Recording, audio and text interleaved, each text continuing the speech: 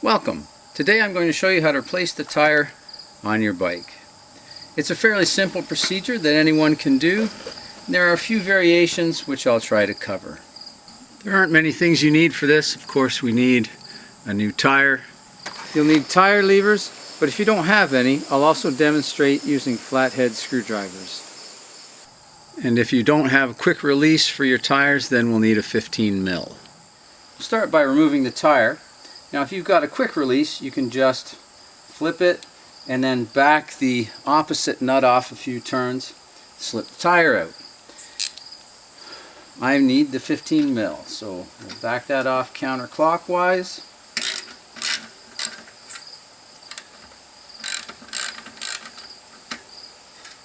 You might not need to remove the nuts all the way, but I've got a fender, so I need to remove the nuts.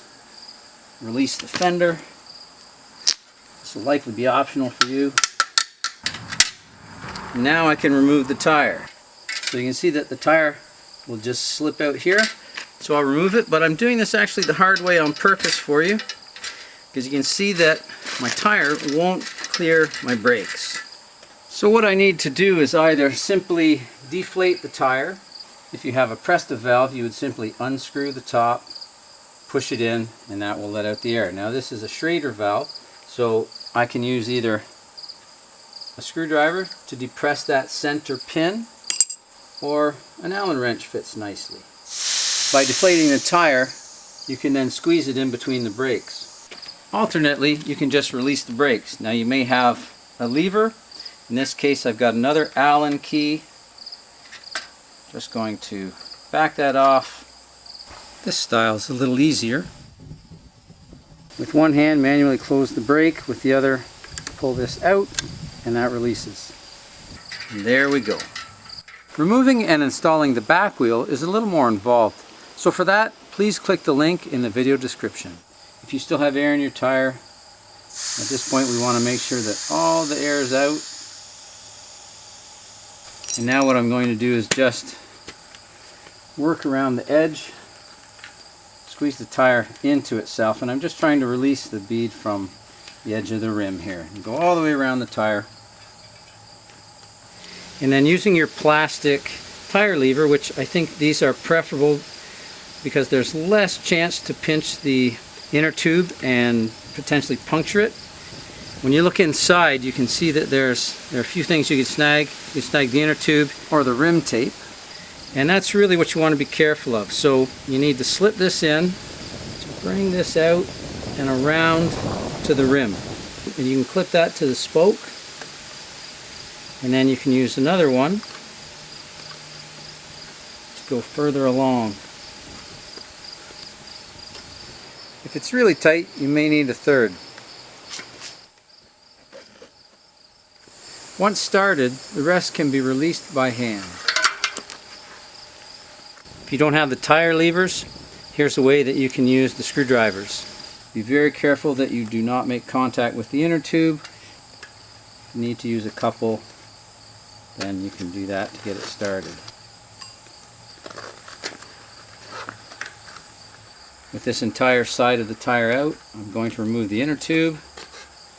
Just pull that through. Again, be careful not to damage it. We want to reuse it. Notice I'm starting opposite of the valve, working my way down to the valve, and then we'll pull that out.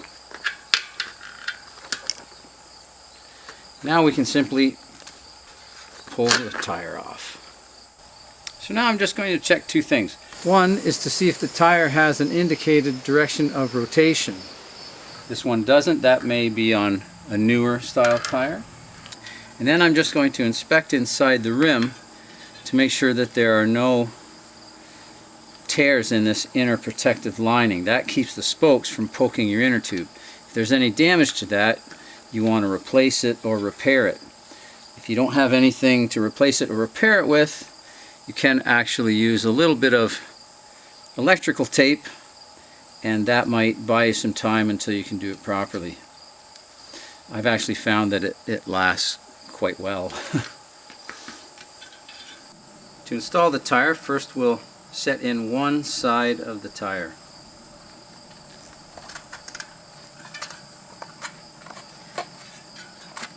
Work your way around. If you come at it like this and kind of flatten it, that allows you to get that last bit in a little bit easier. Now we want to put the inner tube in.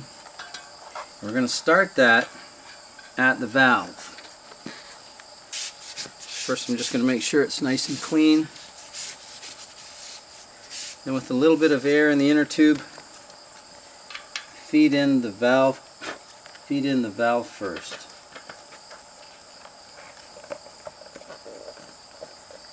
Then feed the tube inside.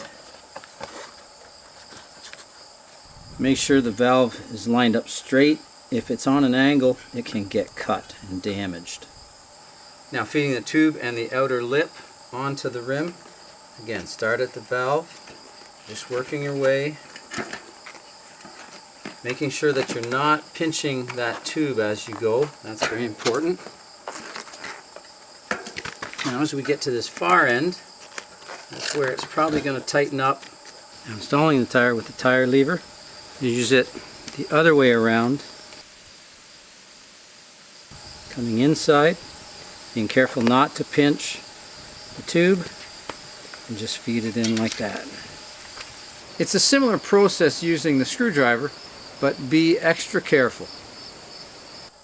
So before inflating it, now I'm just going to inspect it and make sure two things. One, that the tube is not poking out anywhere, and then two, that the bead is seated evenly, not too high or not too low, and that's this part here.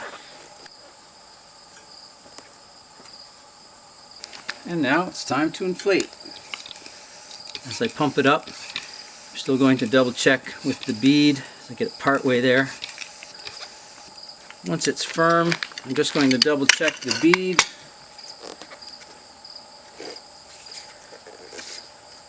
And the tube is not poking anywhere.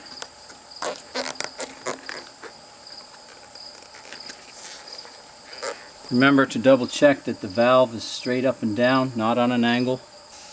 And inflate to manufacturer's spec on the side of the tire. For the front tire install, slip the tire in place, tighten the quick release or the 15mm nut.